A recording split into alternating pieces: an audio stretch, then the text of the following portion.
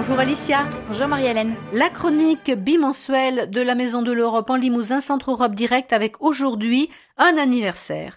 Le traité de Rome, le 27 mars prochain, c'est ce dont vous avez choisi de nous parler aujourd'hui, Alicia. Tout à fait. Votre invitée.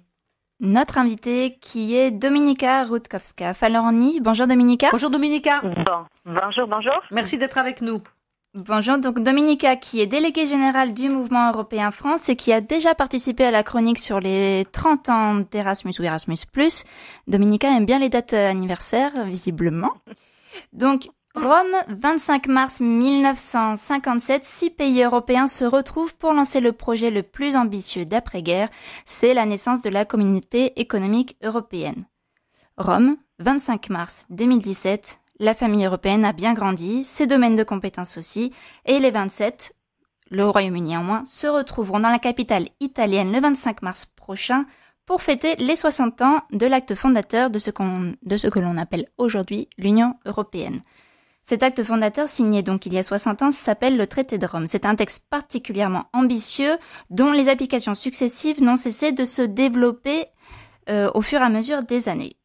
Dominika, du coup, pouvez-vous rappeler brièvement en quoi le traité de Rome constitue un texte fondateur dans la construction de l'Union européenne? C'est pour ça qu'on le célèbre d'ailleurs. Tout à fait.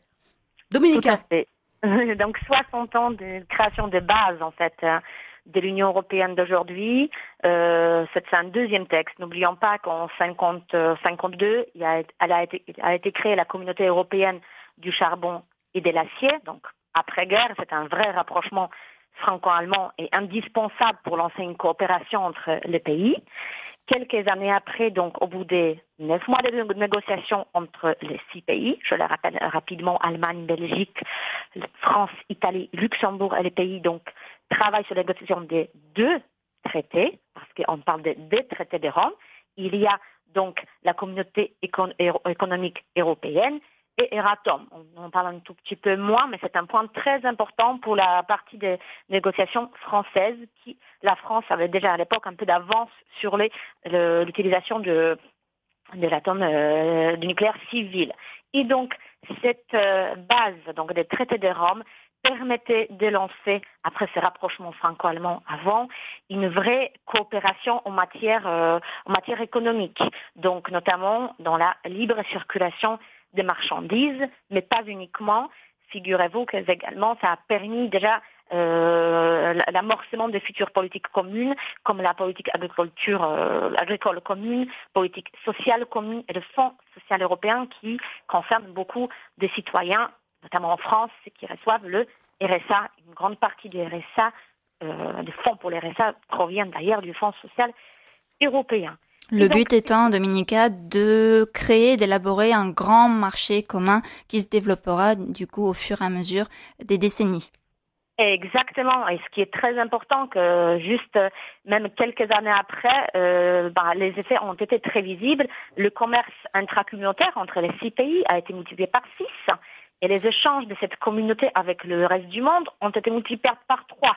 Donc il y avait des bénéfices qui ont été visibles très rapidement suite à donc cette installation de ces marchés communs. Par la suite, bien sûr, les traités ont évolué toujours pour le but d'être plus fonctionnels et apporter encore davantage à ces 6 pays à l'époque. Donc je pourrais en parler peut-être plus tard de l'évolution après des traités. Eh ben, venons-en du coup aux évolutions du traité. Un rappel, je pense que pour nos auditeurs c'est nécessaire. Heureusement que vous avez toutes ces informations en tête. Alors, Dominika, oui, les évolutions. Les évolutions, voilà. Donc par la suite, en 86, nous avons l'acte unique européen. Donc juste après les traités de Rome, c'est un acte unique européen qui crée une vraie Europe sans frontières intérieure aucune, donc pas seulement économique, mais on essaye aussi d'enlever les barrières physiques, les barrières techniques, les barrières fiscales. Donc de plus en plus de coopération sont faites et 300 mesures ont été prises pour éliminer les différentes entraves à la libre circulation. Donc la libre circulation des personnes, des services, des biens et des capitaux. Exactement. Au fur et à mesure, cette dimension était élargie. Ensuite, ce qui est très important, c'est le traité de Maastricht qui a été donc signé, qui lui parle de 3 piliers très importants pour même aujourd'hui l'Union européenne d'aujourd'hui. C'est donc d'abord c'est la base des traités de Rome avec ensuite ces politiques communes comme la PAC, Union douanière et les marchés intérieurs et l'euro, puisque grâce à Maastricht, il y a l'idée de cette monnaie unique qui est créée, donc en 92. Par la suite, en 97, nous avons le traité d'Amsterdam qui, lui, parle d'une organisation, d'une coopération intergouvernementale entre les pays et une création, ce qui est intéressant, entre les pays qui sont de plus en plus nombreux, puisqu'on parle déjà d'une Europe plus élargie, on est à 13 États membres en 90 qui signent les accords de Schengen et on crée un espace de liberté, de sécurité et de justice. Vous voyez, on passe d'une union économique à 6, déjà à une coopération plus élargie et bien sûr des coopérations renforcées. On voit aujourd'hui dans l'actualité dans laquelle on vit aussi avec des attentats terroristes que cette coopération, tout simplement, reste indispensable, devient indispensable. Ensuite, 2001, des traités de Nice, qui lui vise effectivement à modifier les systèmes institutionnels, l'introduction de l'euro. Je pense que beaucoup de nos auditeurs se souviennent du 1er janvier 2002, où justement on a pu retirer les premiers billets. Et en 2007, l'élargissement, deuxième partie de l'élargissement, d'abord 2004, ensuite 2007, et la création de signature de traité de Lisbonne qui lui rassemble les différents traités qui ont été créés précédemment et qui permettent le fonctionnement de l'Union européenne telle que nous la connaissons aujourd'hui. Ce qu'on se rend compte en fait finalement, donc c'est vrai que la liste était un petit peu longue à donner, mais ce qui est important, c'est que l'histoire de l'Europe, pour l'instant, elle est jalonnée de traités. Et c'est à la fois donc une Europe en construction, c'est ce que ça nous prouve, puisque les traités consécutifs permettent à l'Europe de se construire. Mais ce que ça nous prouve aussi, c'est que il y a encore des choses à faire. Et entre autres, et ça ne peut pas être non plus qu'une succession de traités, l'Europe. Absolument, tout à fait. C'est ce qui est important, c'est de voir comment les choses évoluent. Par exemple, quand nous avons commencé d'abord par la communauté européenne du charbon et de l'acier, on n'a pas parlé des citoyens, alors que le traité